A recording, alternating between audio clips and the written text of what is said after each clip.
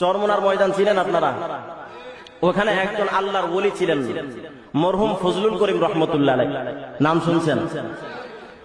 Police arrest করতে পুলিশকে পাঠাই, পুলিশ যাইতে রাজি হয় না। পুলিশ বলে আমরা যাইতে পারবো না। অবশেষে বন্ধু উপায় না পাইয়া বিডিআর পাঠাইছে। যারা আল্লাহর উপরে ইস্তেকামতের সাথে থাকে এবং আল্লাহ পাককে বিশ্বাস কইরা ইস্তেকামতের সাথে থাকে, আল্লাহ পাক ওয়াদা করছেন, বান্দারে আমি আল্লাহ পাক ফেরেশতা দিয়া তোমাদের হেফাজত করব। ফজলুল করিমের সামনে যখন গিয়া হাজির হয়ে গেছে, হুজুর আপনাকে অ্যারেস্ট করার জন্য আসছি। মরহুম ফজলুল করিম বলেন, আমাকে অ্যারেস্ট করতে আসছো, তোমাদের কাছে কি ওয়ারেন্ট নামাজের কাগজটা আসেনি?